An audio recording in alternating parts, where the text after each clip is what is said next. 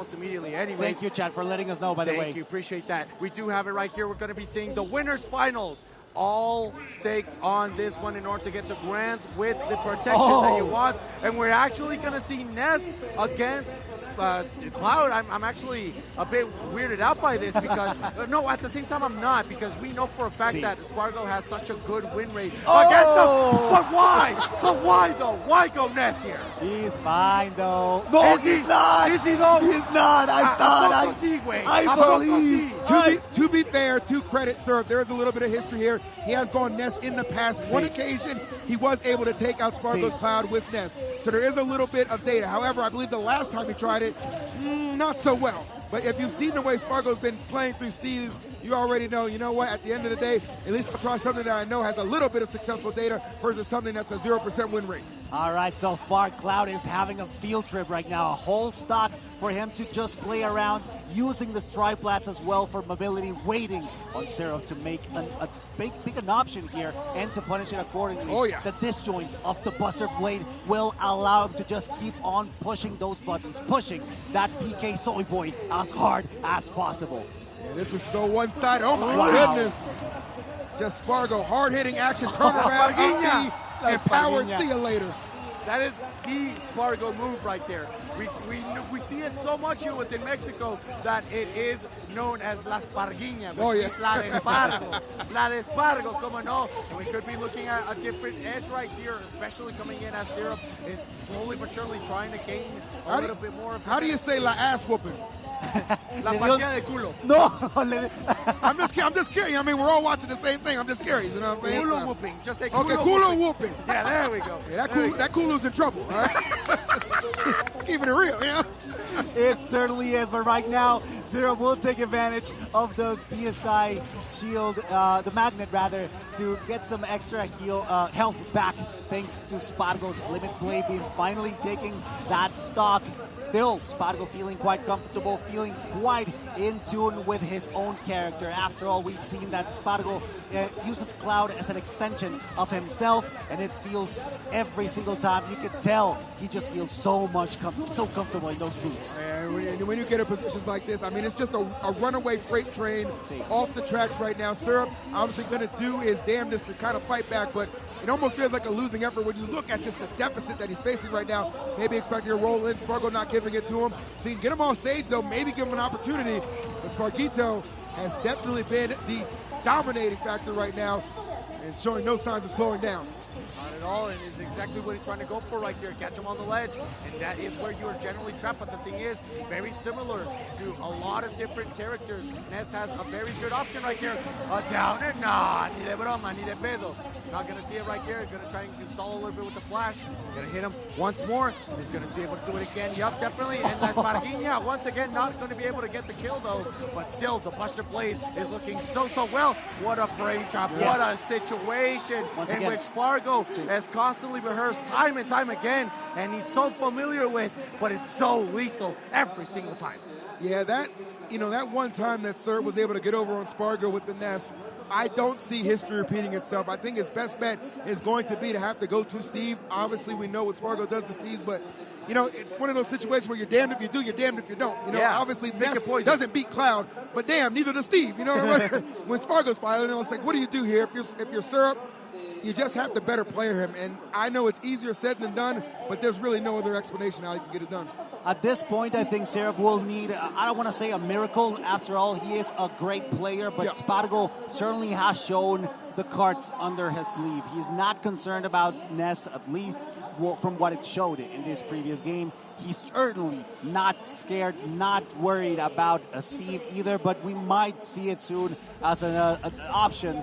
Maybe try to bring it. It's not going to be the case. Ness will remain on the table. This time, however, we're going to be moving into Hollow Bastion. That only platform will allow him to circle camp a little bit, or at least have an easier rotation, trying to get out of danger, while, on the other hand, Spargo will certainly use it to shark on this poor Ness, who's struggling so much to touch ground. You're seeing it right now, right? Just before I forget, shout outs to mi compa El Chaides, that is obviously here within the chat. Well, okay, we haven't seen any down tilts coming in from Spargo. We know that can't clip, but at the same time, I understand why. Oh my God, going in with the Limit cross slash, not going to be able to get the kill though. Tries to go in for a spike once more. The spike on, not going to live through it though. Now Syrup is within a very, very big deficit, but you know, it is known that these Ness players, they really just a moment's notice and they get a combo, strings, everything, and they can change things within the favor. Yeah, there's always an opportunity, of course, to bring it back and, you know, get some good combinations out there. The problem that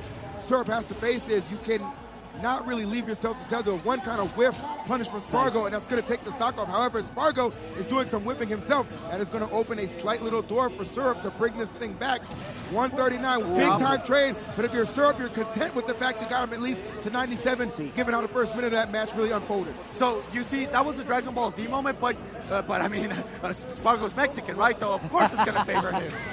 Dragon Ball is certainly Mexican, so that's why we do get the power-up. Syrup doing a great job here. He's not too far behind, and that's how he gets it. PK fire into the yo-yo. All around the world is where Spargo finds himself up. Amazing stuff from Syrup. I mean, completely just erase that deficit that he was facing. Of course, right now, Spargo, though, quick to go ahead and put you right back in the same situation. 113, nothing too pretty right now for Syrup. Let's see what Sparguito's thinking. Down throw, actually, mixing him up a little bit. Definitely wants that back air if he can connect, but PK fire helping keep the stock alive just a little bit longer. A little bit, ever so slightly, but it's still within the event right here. Got to take care of the time as well, too. And Spargo knew this, right? Because you know that limit is not eternal. Once again, second reference at Smash 4, not going to happen anymore. But right now, Spargo using it effectively within his recovery, not only on stage, but also recovering the advantage that he had within the set. Try to push it a little bit further. Extra credit, ya te la sabes. The summer camp right here is definitely going overtime. 79%, gonna try to go for it again. Le quiso aplicar la misma. The first stock within the set wanted to repeat a double dip right there, but it's not going to work out. And Syrup takes the stock as well with his back. It's also a thing to consider just how strong are Spargo's decapitation techniques. It's just insane just how good he is at just letting it rip, whether it's an up smash, whether it's La Esparguinha, it matters not. He will find your head. He will keep it as a trophy. Now, watch out. You got to be careful. Syrup has to recover very carefully here because Spargo's not out of the blue, especially not now. But La Esparguinha decapitated once again. Remember, uno, dos, what's next? Wait, what? Tres. Tres. Tres, eso. Uno, dos, tres. Uno, dos, tres. Hey. The fact that Spargo had the wherewithal to just mash that up B and just send him in the blast zone like that was incredible. Because if you're Syrup, you're thinking, okay, big opportunity. If I can knock him off stage here, maybe I can get a good edge guard. But Spargo was like, that's all part of the plan, baby. Going up 2 games to none. Wow. It's crazy, actually. Ness stays, Ness remains. We're moving back down into Hollow Bastion. Nothing has changed. Perhaps something in Syrup's game plan, but even if it doesn't, Spargo has a solid grasp of what he needs to do. He's executing it perfectly and executing Syrup in the meantime as well. Every single time he finds himself in a safe frame, he just goes with upbeat, knowing that either it challenges Syrup or maybe even takes his stock off. Yep, definitely right here. Goes in with the PSI Magnus. It's going to give him at least a little bit of an advantage. That was very smart coming in from Spargo. And then goes at it again. But the thing is, it's not going to be able to give him the edge that he needs right there. And for the first time within the set, we actually see Syrup within an advantage. Yeah, Syrup has had some really nice moments of brilliance throughout this set thus far. It just hasn't quite reared itself in the form of a win. This could be that game with the good start that he has right now. I don't want to see him get too overzealous and let it fly away. Spargo, somebody who will, of course, always keep coming, always keep that pressure on. And Cloud, such a terror for Ness within the driver's seat. And just like that, dash attack puts us on even footing. It's just that quick, guys. Sometimes, no matter how talented you are. I actually love the way that Syrup tried to recover with a PK Thunder just to cover his tracks for a little bit, but instead it was a trade definitely not in his favor. I do like the changes, adaptations that Syrup is putting out, but of course it's still not enough. The difference is negligible. Actually, both of them are looking quite even in this situation where Syrup is definitely adapting, definitely putting Spargo against the ropes, but we know that when it matters the most, Spargo is the one pulling the trigger the hardest, actually. Yep, definitely. And you know, something that I haven't seen. Oh, that was very smart. Nice. What a great roll as well coming in from Syrup.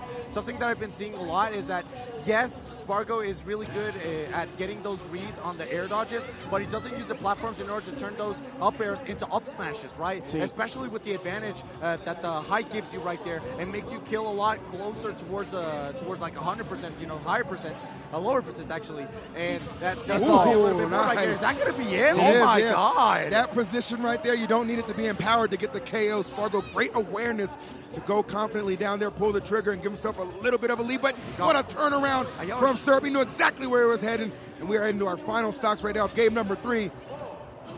I love it. Actually, Syrup just showing his colors. He's absolutely demonstrating that he's not a one-trick pony, that he's not a competitor that just sticks to something and finds success in it. He will adapt. He will improvise and make sure that everything that he does has meaning behind it. However, Spargo has a good opportunity to bring this back in his favor, because right now it was actually Syrup who held a very small lead, but it's looking like the other way around. Cloud is just looming, just waiting for that to happen. And once again, chopping his head off to absolutely get Syrup down to the inferior part of the bracket. That was really good from Spargo, because if you notice, he drifted at first from the left side and forced Syrup to go down a little bit lower, maybe trying to bait him a little bit, but Spargo had the plan the whole time. You're going to have to recover a little bit lower, and you're going to be a little bit closer to the blast zone, and that's the difference maker right there, the back air to confirm the KO. And just like that, Spargo in grand finals. Yep. And this is a repeat. This is a repeat of something very similar to last year, in which Spargo was also within the grand final. So this could be the first time in history. Well, actually, no, because Leo already did it once as well. This could be the second time that we see that there is... Wait, last year Spargo was in grands? Yeah, last year Spargo was in I thought Sonics and Spargo. No, that's Sonic. Oh, wait, no. That's Sonic. Year before, maybe. Yeah, the year before. I was talking about 10. Yeah, I was thinking, I was like, hold on, when did Spargo play Sonic? I'm sorry about that, yeah. Good catch, by the way. Good catch, by the way. Yeah, no, you're right. It was Shiny Mark against Sonics last year as well. And that means that Sonic is the only person that's actually gone consistently to grand finals within the last couple of years as well. That's impressive, not going to lie. And, there were some people in the chat asking us, like, what happened to Sonics, right? Why wasn't he able to make it here? And as my privileged position as a social media manager, I can let you guys know that it was because he was unable to make it here due to some personal issues, right? I'm not going to go too much into detail because of, respect. Dox him. We want to know. I'll go into personal issues. I see your ass all the time talking about some, hey, I got to practice, I got to improve, I can do it. Well, why don't you put down the Marvel Rivals, okay? Because every other tweet I see from you, Sonics, talk about some damn Marvel Rivals. Best, I'm telling you, Dox him. I'm on your ass, boy. Well, no, we're excited to have whoever was able to make it down here to Mexico, to the middle of Mexico, Puebla. It's actually the hometown for S Factor. After a couple years, after more than a decade now, this tournament has tried its best at highlighting what the Smash Mexican community has to offer. And I think if you haven't come here ever, you're missing out. Honestly, I think S Factor in Mexico in general is a place where you will find something you like. You will love no matter where you go. Yeah, and I already mentioned it, right? I already mentioned the many, many different things that people generally tend to love here. And it's always the food, right? What have you eaten the last couple of days that has captured your soul right So here? I had some mitzas. Those are very good. I had some of the best cabeza I've ever had in my life. That was fantastic. I had it was a quesadilla, but it was with adobo, cheese, and pineapple. See, it was like pork, cheese, and pineapple. It was a pastor quesadilla. Okay, that was crazy.